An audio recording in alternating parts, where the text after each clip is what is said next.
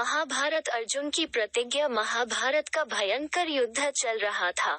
लड़ते लड़के अर्जुन रण क्षेत्र से दूर चले गए थे। अर्जुन की अनुपस्थिति में पांडवों को पराजित करने के लिए द्रोणाचार्य ने चक्रव्यूह की रचना की। अर्जुन पुत्र अभिमन्यु चक्रव्यूह भेदने के लिए उसमें घुस गया।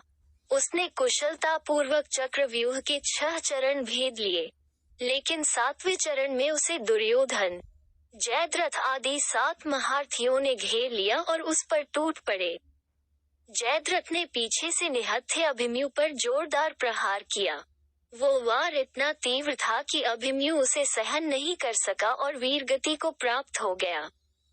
अभिमन्यु की मृत्यु का समाचार सुनकर अर्जुन क्रोध से पागल हो उठा।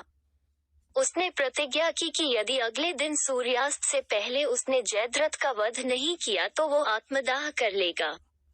जयद्रथ भयभीत होकर दुर्योधन के पास पहुंचा और अर्जुन की प्रतिज्ञा के बारे में बताया।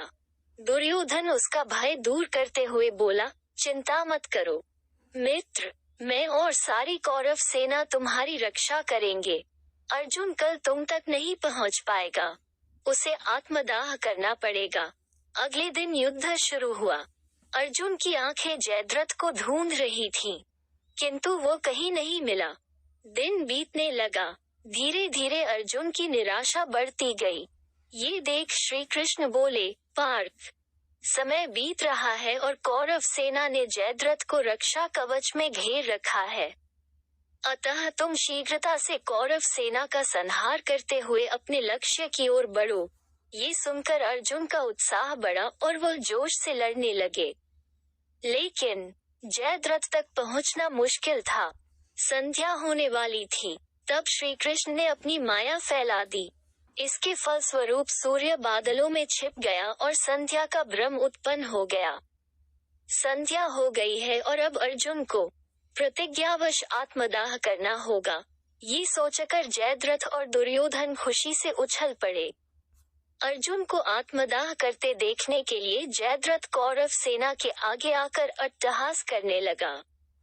जयद्रथ को देखकर श्री कृष्ण बोले, पार्थ, तुम्हारा शत्रु तुम्हारे सामने खड़ा है।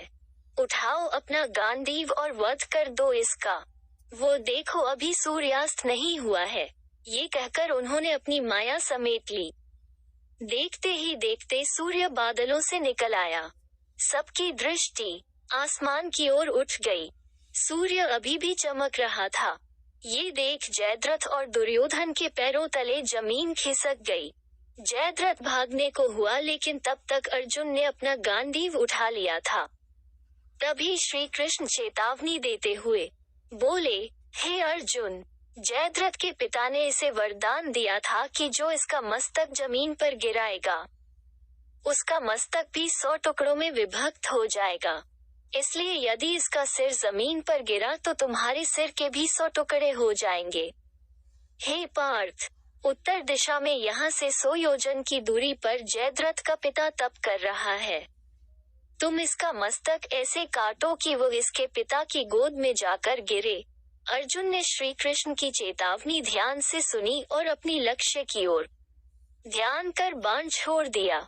उस बाण ने जयद्रथ का सिर धड़ से अलग कर दिया और उसे लेकर सीधा जयद्रथ के पिता की गोद में जाकर गिरा।